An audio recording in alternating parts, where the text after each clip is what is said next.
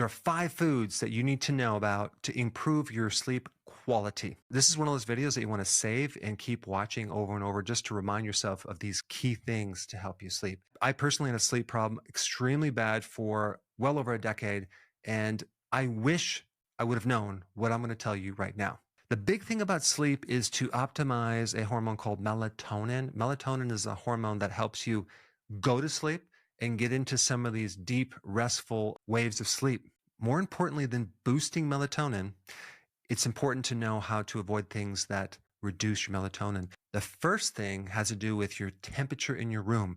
If you're going to bed and your temperature is 75 degrees Fahrenheit or warmer, you're going to have a significantly lowered melatonin level as well as a lowered REM level. The quality of sleep is going to be really crappy. The best temperature to optimize melatonin between 60 and 69 degrees Fahrenheit, with the optimum perfect number at 65 degrees Fahrenheit. If your room is at that temperature, your melatonin will be optimized. Even your body's core temperature, which should be 98.6, between 12 o'clock and 5 o'clock, your core temperature goes down between 1 and 2 degrees. People that have insomnia don't have that mechanism where their body gets cooler by 1 to 2 degrees. A lot of you watching are doing intermittent fasting, and you probably watched my videos in the past where I told you to get up in the morning, skip your breakfast, have your first meal at 12, and your last meal at 6. But here's my conclusion on that. I think initially it's very good to do that,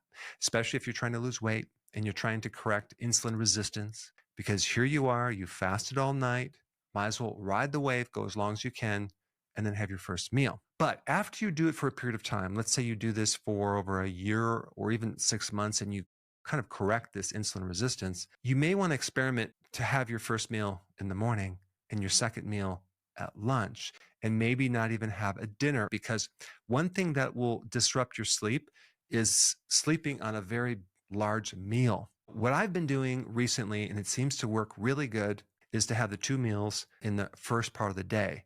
This also gives you a little more energy through the day, not at night. So why would you want to have a large meal in the evening, which you're just going to sleep on? This next point has to do with blue light. If we look at the spectrum of light, part of that spectrum is the blue light. That is the wave that you want to filter out in the evening. Why? Because blue light inhibits or suppresses that sleep hormone melatonin that helps you go to sleep. Probably the worst is the flipping through the social media on your cell phone before you go to bed. There is a big difference between the TV blue light and close-up cell phone blue light. The blue light in your cell phone is much stronger. So if you are going to watch TV at night, that's fine, but just turn the lights out around the TV so you can darken things. And if you have to be on your cell phone, you can wear these blue light filtered glasses. You have to realize that blue light not only affects melatonin, it kind of wakes you up. And blue light also messes with your eyes. It can create damage in the eyes. So just be aware of blue light. Turn the lights down a little bit as it gets later in the day. Another way to build up your melatonin is through exposing yourself to the actual sun during the day. The vitamin D from the sun can also help indirectly increase your melatonin and your sleep cycles.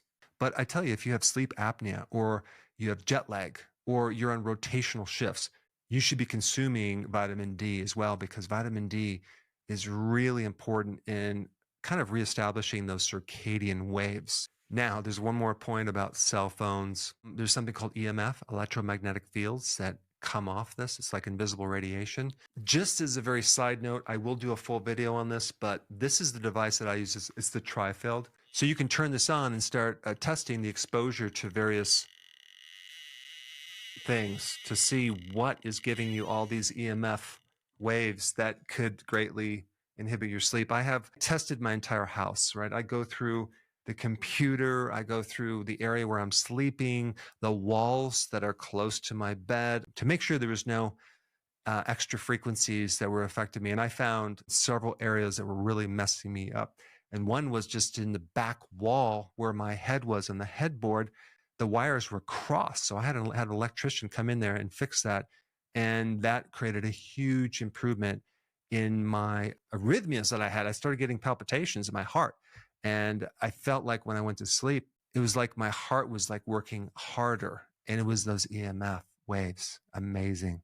There's a few more things that inhibit melatonin: alcohol, caffeine, nicotine, medications, especially the antidepressants. And also a high carb diet will inhibit the melatonin.